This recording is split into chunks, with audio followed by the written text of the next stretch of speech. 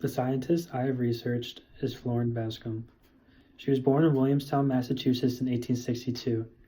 During this time, men were the superior figure and women were highly looked down upon. Florence was the youngest of 6 children of Emma Curtis Bascom.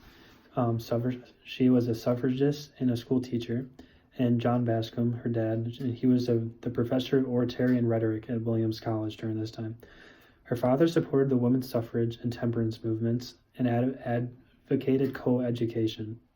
1874, he became president of the University of Wisconsin. Roland D. Irving and Charles R. Van Hise were Bascom's mentors at Wisconsin. Both were very good geologists, and they brought Florence under their wing to ensure that Bascom learned the techniques and everything she needed to know for the field of geology. One of the main things they focused on was the analysis of thin, translucent rock sections using microscopes and polarized light.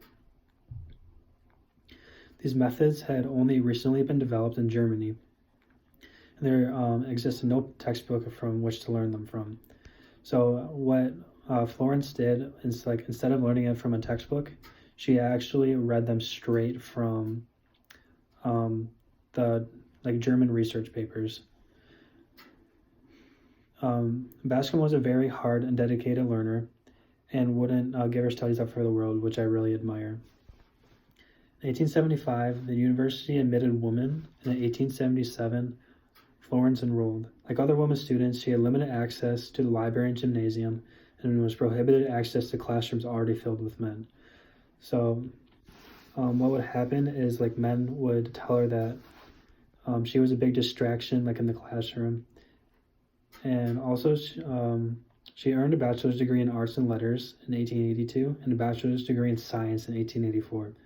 Many times she was treated like nothing because of her sex, and males walked all over her in school, but this didn't stop Bascom from achieving her lifelong goals. Florence Bascom's early interest in geology attributed to a driving tour with her father and his friend Edward Orton, a geology professor at Ohio State. Florence Bascom became really interested in geology because of the stuff that her dad did and the actions that he took. And Margaret Rossiter, she perceives Orton as a key individual in providing women access to the study of geology. In 1889, Bascom was permitted to take graduate school classes at Johns Hopkins University. So Bascom accomplished many things during her lifespan. She was the first woman geologist in the United States.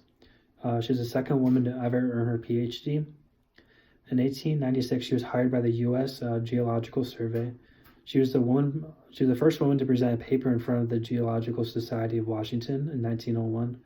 First woman elected to the Council of the Geological Society of America. That was in 1924, and she was the first woman officer of the GSA. So Bascom was really known for her expertise in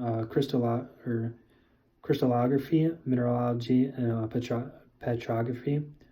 Her dissertation, one of the main things she did, she showed petrographically that rocks previously considered sediments metamorphosed lava flows. And though known for her contributions to understanding mountain building processes, Bascom was also an educator, and then later on she got her PhD. She taught at the newly founded Hampton Institute for Negroes and American Indians. So that is now known as Hampton University. She also taught at Rockford College, was actually really close to where I lived, and Ohio State University.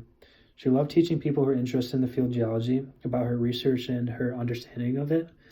She was very passionate about what she did, and she would love to teach people about it.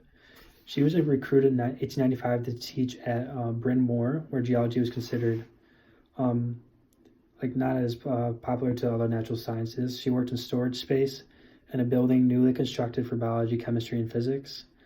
Over 2 years, she developed a substantial mineral, rock, and fossil collection. She then proceeded to train a generation of young women who would ultimately succeed as professionals. Bascom worked with many people over the years as a career, and she also taught people that went on to do really great things.